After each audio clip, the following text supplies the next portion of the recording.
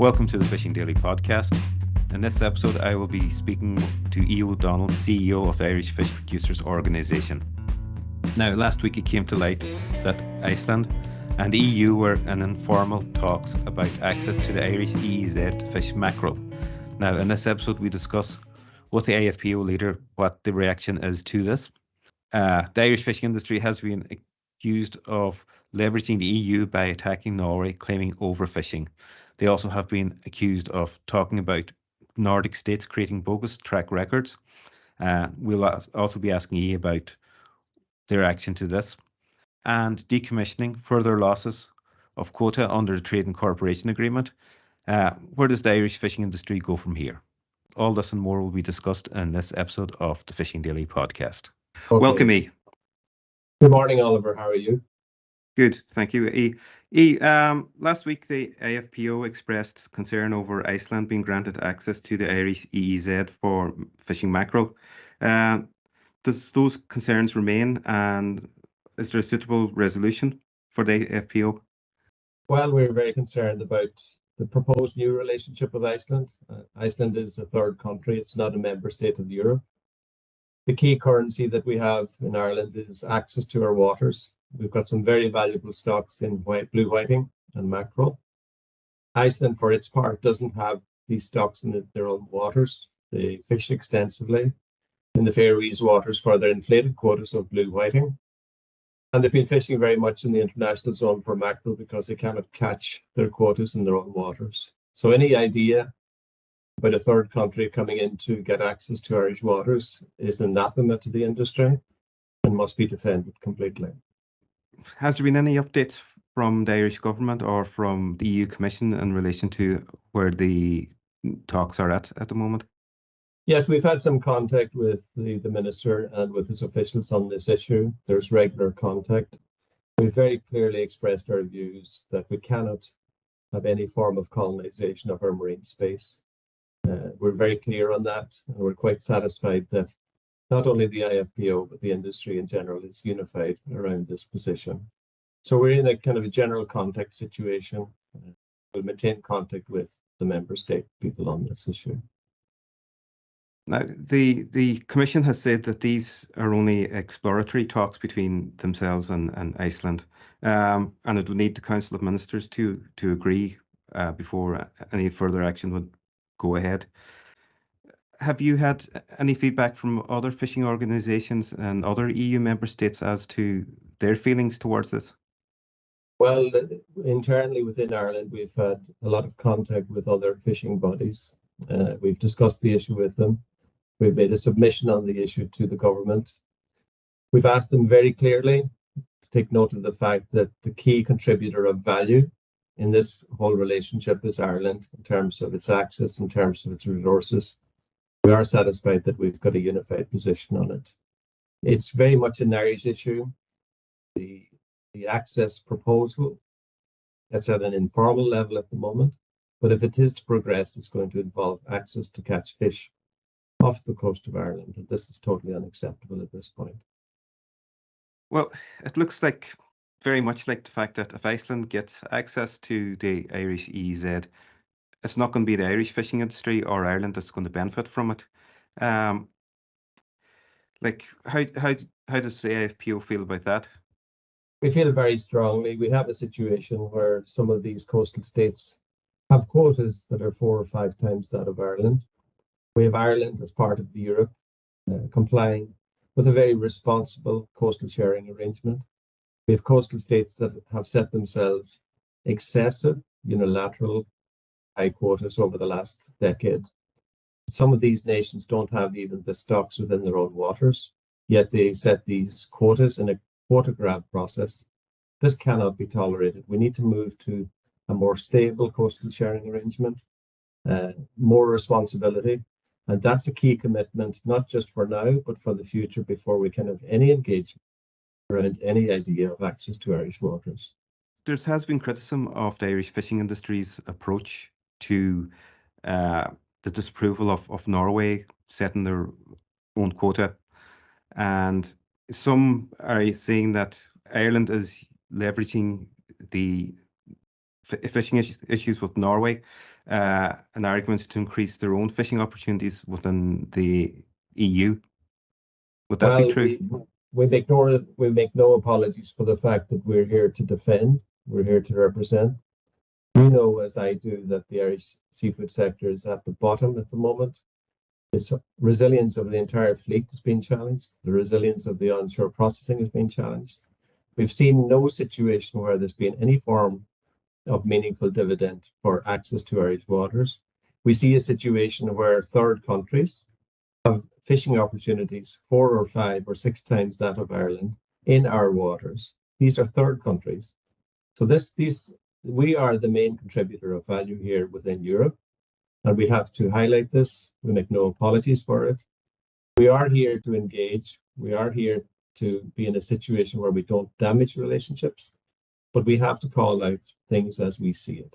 Well, there's also been a claim that the Irish industry is using incorrect information and inflated figures in their criticism of Norway. One example was the claim that Norway was buying substantial quantities of Icelandic mackerel or Icelandic cod mackerel for fishmeal. And it has been expressed that these things are having an impact on what should be otherwise a good relationship with Norway.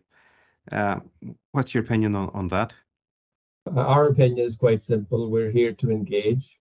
We're here to share insights. We're not interested in getting into a bun fight on the issue. We're here to try and get to a situation where all of the coastal states get into a meaningful sharing arrangement for mackerel particularly. We must remember that we have a situation now that mackerel is effectively being overfished. The science is turning against us. The stock is in danger.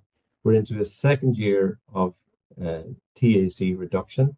There's a 5% reduction advised this year. This is on top of a 4% transfer to the UK as part of Brexit. So we have a very, very difficult situation.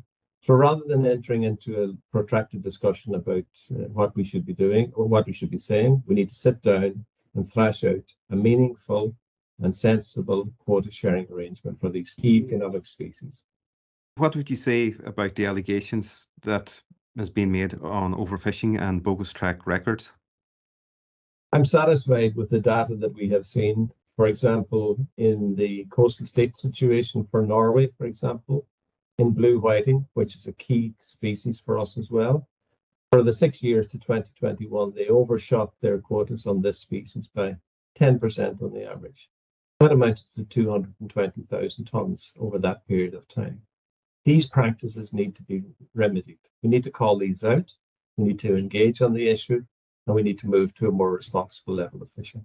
Lastly, you mentioned the importance of optimal bioeconomic management for highly migratory species like mackerel. Can you expand on what optimal exploitation patterns entail and how the involved coastal states can cooperate to achieve this?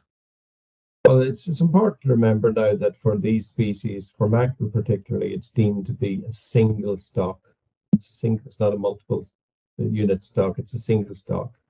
It's a highly migratory species. It's found in various waters depending on times in its life cycle.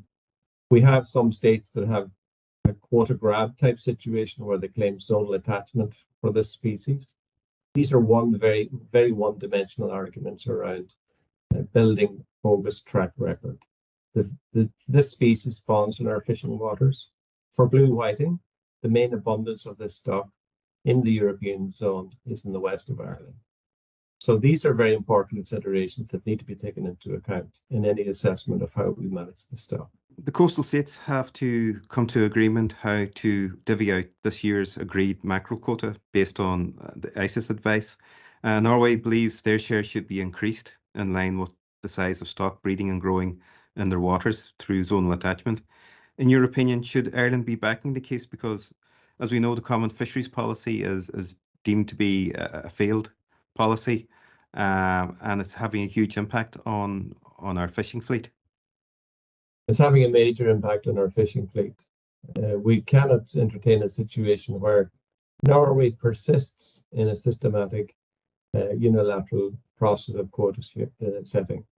There is no commitment that we can see over the last number of years to a meaningful coastal sharing arrangement. Ireland, as the main quota holder of mackerel, is the main country within Europe that's suffering in this regard. We've had 2 years of successive quota cuts. This is driven by overfishing. This cannot continue. If it continues, the whole basis of the stock and its conservation will be challenged. This is leading to big issues for your members. How many members have you that's been affected with this? Well, all of our members are affected by the issues that we've discussed in the pelagic sector. In the demersal sector, obviously, we've gone through a decommissioning phase where we've lost up to 17% of our membership in that segment due to a decommissioning.